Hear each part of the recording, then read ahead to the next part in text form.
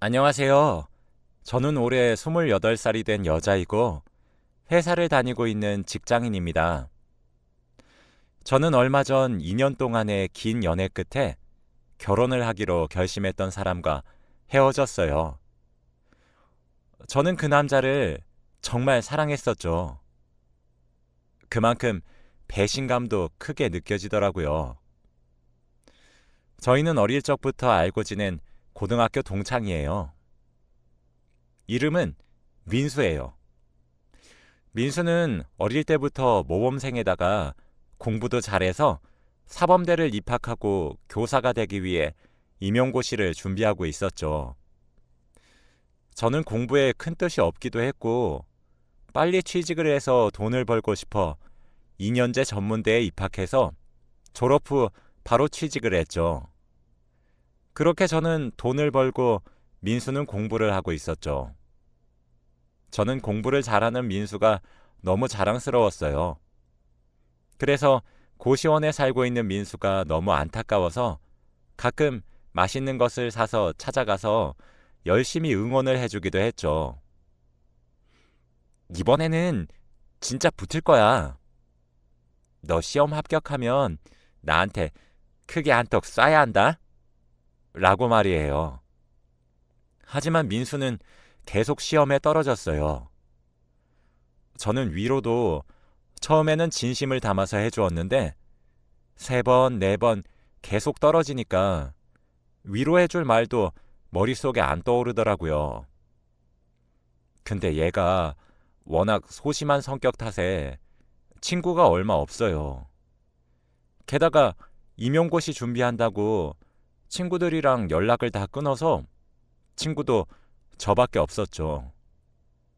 결국 그날도 민수 위로해줄 겸 민수한테 전화를 해서 술 먹으러 가자고 했죠.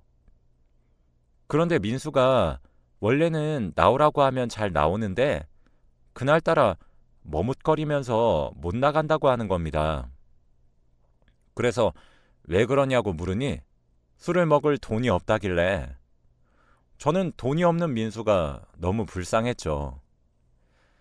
그래서 결국 제가 술을 사기로 했답니다. 술을 먹는데 취기가 점점 올랐어요. 그런데 민수가 갑자기 제 손을 턱 잡더니 수연아, 이제서야 말하는데 나 사실 너 많이 좋아해. 라고 하더라고요. 저는 너무 놀랐죠. 고등학교 때부터 알던 친구가 저를 좋아한다뇨. 야, 너 너무 취했어. 장난치지 마. 나 장난 아닌데? 진심이야. 근데 내가 오늘 시험 딱 붙고 당당하게 너한테 고백하려고 했는데 미안해. 너는 돈도 잘 벌고 나보다 더 좋은 남자가 너 좋다고 줄을 섰겠지만 그래도 언젠가는 꼭 말하고 싶었어. 항상 친구로 생각했던 민수가 다른 모습을 보이니 저도 놀랐어요. 그땐 저도 술이 너무 취했고 민수가 싫지 않았기에 저희는 그날부터 사귀게 되었답니다. 하지만 저는 임용 준비를 하고 있는 민수에게 만나자고 하는 것은 방해가 될 것 같아서 민수가 먼저 저에게 만나자고 하는 날에만 만났어요. 저희는 민수가 공부를 하다가 머리를 식히고 싶으면 민수가 사는 고시원 근처 편의점에서 컵라면과 삼각김밥을 먹거나 가끔씩 PC방에 가서 게임을 같이 하며 데이트를 했죠. 소소하지만 민수와 함께하는 모든 것이 저는 행복했답니다. 저는 일이 많아서 야근을 하고 집으로 가려고 짐을 챙기는데 같은 부서에서 일하는 김 대리님이 같이 가자고 하더군요. 저는 건물 밖까지 같이 나가자는 말인 줄 알고 네, 알겠습니다 하고 나갔죠. 그런데 제가 엘리베이터를 1층을 누르니 김 대리님이 지하 1층을 누르고 제가 누른 1층을 취소하면서 집까지 태워준다고 하시는 겁니다. 워낙 친한 대리님이기도 했고 너무 피곤해서 버스도 타기 싫었기 때문에 감사하다고 한 뒤 저는 지하 1층으로 가서 대리님의 차를 타고 집으로 도착했죠. 그런데 집에 가서 민수에게 연락을 하니 평소에는 연락이 잘 되던 민수가 도무지 답장을 하지 않는 겁니다. 피곤해서 일찍 잤나 보다 싶어 저도 씻고 얼른 잠자리에 들었답니다. 그런데 다음날 민수에게 전화가 20통이나 와 있더라고요. 새벽 내내 전화가 왔었는데 저는 워낙 잠기가 어두워서 전화 소리를 잘 못 들었어요. 그래서 일어나자마자 민수한테 전화를 했더니 너 왜 내 전화 안 받아? 라고 화를 내더군요. 나? 자고 있었는데? 왜 그래?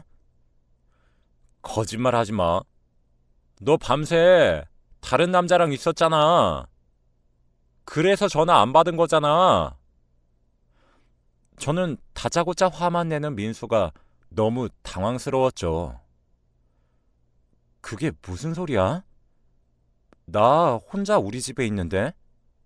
왜 그래 갑자기? 만나서 얘기해. 그날은 주말이었기 때문에 제가 민수의 고시원으로 찾아갔죠. 민수와 저는 대화를 하기 시작했어요. 나 어제 너 야근한다고 하길래 집에 갈 때 어두워서 무서울까 싶어 너 집에 데려다 주려고 너희 회사 갔었어. 진짜? 그럼 말을 하지. 나 어제 김 대리님이 집까지 태워주신다고 하셔서 김 대리님 차 타고 집에 갔어. 뭐? 김 대리? 그 사람이 뭔데 널 집에 데려다 주는 건데? 그리고 왜 나한테 말 한마디도 없이 아무 남자 차를 막 타? 너 바람 피니? 민수야, 말이 너무 심한 거 아니야? 내가 너랑 같이 못 간 건 미안한데 너도 처음부터 나 데리러 온다고 연락도 없었잖아. 그리고 김 대리님은 나 인턴 때부터 같이 일했던 분이셔. 정말 친해서 태워주신다고 하시길래 타고 간 거야. 나도 어제 너무 피곤했었다고. 그런 남자가 너를 집에 데려다 줬다고? 왜 너한테 잘해주는데? 저는 도저히 말이 통하지 않는 민수에게 할 말이 없었죠. 대화를 해도 끝나지 않았고 민수는 제 말을 전혀 듣지 않고 자기가 생각하고 싶은 대로 생각했어요. 너 솔직히 말해. 밤새 그 김대리랑 같이 있었지? 뭐 했어 둘이? 나 몰래 그 남자 만나니까 좋더냐? 그 사람은 나보다 능력도 있고 차도 있고 멋져 보이디? 나는 이렇게 후리하게 입고 다니니까 쪽팔리고.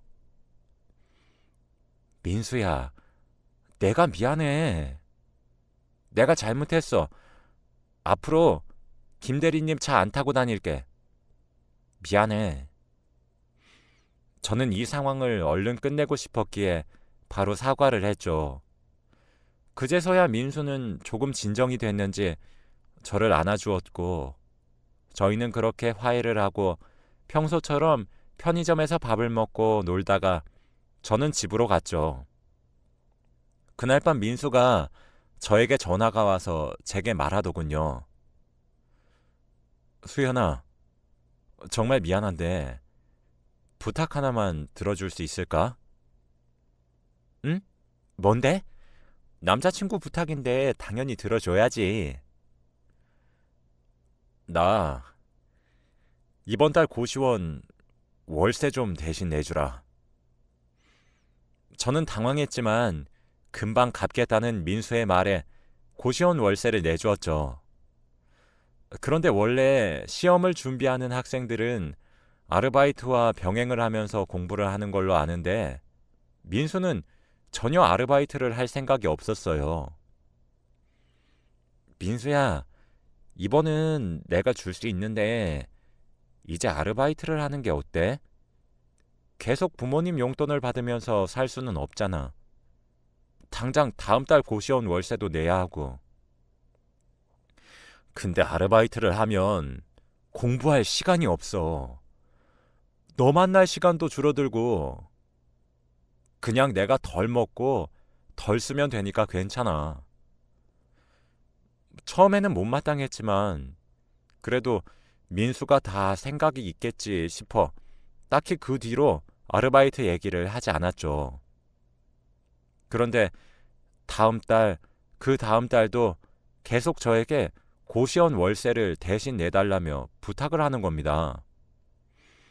저는 고시원 월세를 내는 게 아까운 것이 아니라 돈을 벌 노력조차 하지 않고 저에게 돈을 빌리는 민수가 너무 어린아이 같았어요. 돈은 다 내주었지만 그때마다 민수한테 아르바이트를 하라고 했죠. 처음에는 민수도 알겠다고 좋게 대답하더니 나중에는 내가 알아서 한다니까? 제발 그만 좀 말해! 라며 오히려 화를 내기도 했어요. 저는 민수가 저를 돈 내는 기계라고 생각을 하는가 싶어 다음 달에도 또 부탁을 하면 절대 내주지 않겠다고 결심했죠.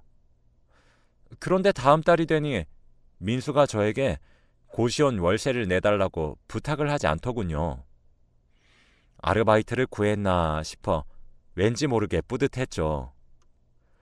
그때 워낙 임용시험이 얼마 안 남아서 민수가 시험 때문에 예민한 상태라 저희는 자주 만나지 않았어요. 그리고 저도 회사 일로 너무 바빴어서 연락도 잘 못했죠. 저는 항상 야근을 달고 살았답니다. 그런데 제가 항상 야근을 하는 날마다 김 대리님이 야근을 하시더라고요. 처음에는 우연처럼 생각했지만 계속 야근이 겹쳐서 왜 계속 나 따라서 야근을 하나 의심은 했죠. 어느 날 김 대리님이 수연 씨, 출출하지 않으세요? 야식이라도 먹을까요?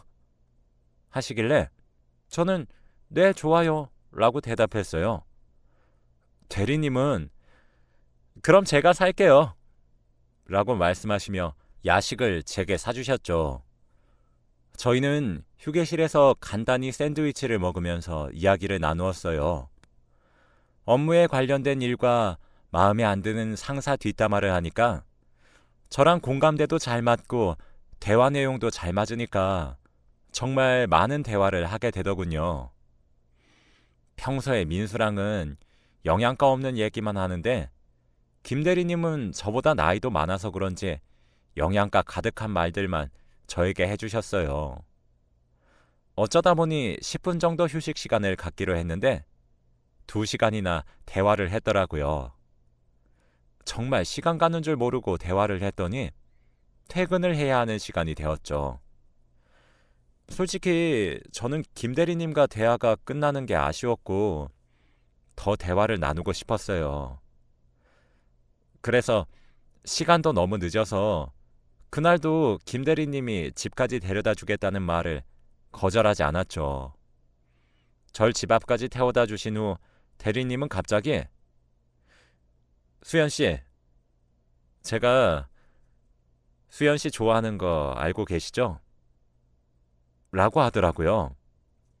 그리고 이어서 수연 씨가 남자친구가 있는지는 모르겠지만 그래도 제 마음은 고백하고 싶었어요. 대답 들으려고 하는 말 아니에요. 그냥 알아만 두시라고요. 그리고 저희 평소처럼 지내야 하는 거 아시죠? 이번 일로 어색해지면 저 곤란해요. 라고 말씀하셨어요. 저는 대화가 잘 통하고 좋은 차에 좋은 옷에 모든 게 완벽해 보이는 김 대리님에게 살짝 설레긴 했지만 그래도 저는 남자친구가 있기 때문에 아무 말도 하지 못했어요. 그렇게 집으로 왔죠. 저는 다음날 주말이기도 하고 며칠 뒤 민수 임용고시라서 응원해 주려고 고시원에 가기 위해 민수한테 전화를 했죠. 민수야, 너 이틀 뒤에 시험이잖아. 내가 밥 사줄게. 아직 점심밥 먹기 전이지? 뭐? 지금 온다고? 수연아, 말도 없이 오면 어떡해. 나 많이 바빠. 다음에 와. 저는 한 번도 그런 적 없던 민수가 당황을 하면서 제가 고시원에 가는 것을 굳고 말리는 겁니다. 사람 심리가 묘한 것이 민수가 저를 뜯어 말리니까 더 가고 싶더라고요. 그래서 민수한테 간다고 하고 대충 챙기고 고시원으로 갔죠. 그런데 고시원 주인 이모께서 저를 반기시며 아, 301호 여자친구지. 오랜만이야. 하셨어요. 고시원 주인 이모는 항상 친절하게 대해주시면서 고시원 냉장고에 손수 만든 음식들을 가득 넣어두시고 항상 민수한테 잘 대해주셨죠. 그래서 너무 고마웠어요. 고시원에 아는 사람이 하나 없는 민수한테 어머니의 손길을 느끼게 해줄 사람이 생겨서 민수가 외로움을 덜 느낄 것 같았거든요. 그날은 주인 이모가 자기가 김치를 담궜다며 한번 먹어보라고 주방으로 부르셨죠. 저는 민수한테 가보고 싶었지만 그래도 이모가 부르셔서 주방으로 갔답니다. 김치를 먹어보니 정말 맛있었어요. 김치를 먹고 이제 자리를 뜨려고 하는데 이모가 제 팔목을 잡으면서 조금만 더 있다가 가라고 하더군요. 하지만 저는 얼른 민수한테 가고 싶어서 이모, 죄송해요. 남자친구한테 가볼게요. 하고 얼른 민수의 방으로 갔습니다. 그런데 민수 방문을 여니까 방을 정리하고 있더군요. 너무 열심히 땀을 흘리면서 정리하길래 너 웬일로 청소야? 청소하는 건 처음 보네? 나 매일 청소해. 잘 알지도 못하면서. 민수가 크기도 작은 고시원 방을 땀까지 흘리면서 치우고 있는 게 기특했죠. 민수야, 시험 준비 잘 돼가? 뭐, 늘 똑같지. 머리도 비울 겸 밖에서 내가 고기 사줄게. 너 고기 좋아하잖아. 고기? 오늘은 별로 안 먹고 싶은데. 다음에 먹자. 고기라면 죽고 못 사는 민수가 이날 처음으로 고기를 사준다는 제 제안을 거절했죠. 수연아, 근데 나 이번 시험 떨어지면 멀리 여행이나 가려고. 여행? 누구랑? 돈은? 누구랑 가긴. 나 혼자 가지. 돈은 내가 알아서 할 수 있어. 너한테 빌려달라고 안 해. 여행 갈 돈 있으면 나한테 고시원 월세나 갚어. 저는 단 한 번도 돈 갚으라는 말은 민수한테 한 적이 없었는데 처음으로 제가 하는 말에 민수도 많이 당황했었나 봐요. 저희는 5분 정도 어색한 기류가 흐르고 아무 말도 하지 않았죠. 민수야, 여기 있던 내 머리끈 어디 있어? 머리끈? 잘 찾아봐. 거기 없으면 어디 있겠어. 하지만 아무리 찾아도 머리끈이 나오지 않았죠. 제 머리끈은 평범한 머리끈이 아니라 제가 만든 머리끈이라서 세상에 하나밖에 없거든요. 그런데 항상 있던 머리끈이 그날 없었어요. 아무리 찾아도 나오지 않아서 그냥 포기했죠. 민수야, 혹시 주인 이모가 만든 김치 먹어봤어? 이모 요리 실력은 인정해줘야 해. 너무 맛있던데? 주인 이모 김치? 아, 먹어봤지. 그럼 너무 맛있더라. 그럼 내가 밥 배달시킬 테니까 이모 김치랑 같이 먹자. 저희는 밥을 먹기 위해 주방으로 갔죠. 그런데 이모가 오셔서는 손수 김치를 썰어주시겠다고 했죠. 정말 이모는 너무 착하고 친절하셨어요. 그런데 제게 등을 돌리고 김치를 썰고 계시던 이모의 머리에 제가 만든 머리끈이 있는 겁니다. 제가 만들어서 절대 다른 제품이랑 착각할 수 없었죠. 분명 제 머리끈이었어요. 이모, 그 머리끈 어디서 나셨어요? 제가 머리끈을 잃어버렸는데 이모가 지금 묶고 계신 머리끈이랑 되게 비슷해서요. 이모는 당황을 하시면서 이 머리끈 그냥 주웠어. 라며 말을 돌리셨죠. 그런데 그때 이모 휴대폰에서 문자 메시지 소리가 울렸죠. 그때 휴대폰 배경화면을 보는데 제 남자친구 민수와 주인 이모가 같이 찍은 사진이 배경화면인 겁니다. 둘은 언뜻 봐도 연인 사이 같았어요. 저희 세 명은 다 같이 아무 말도 하지 않았죠. 이모, 민수야, 이거 어떻게 된 거야? 둘이 뭔데요? 수연아, 내가 다 설명할게. 저는 아무 말도 듣고 싶지 않았어요. 제가 생각하는 상황이 맞다면 더 듣고 싶지 않았죠.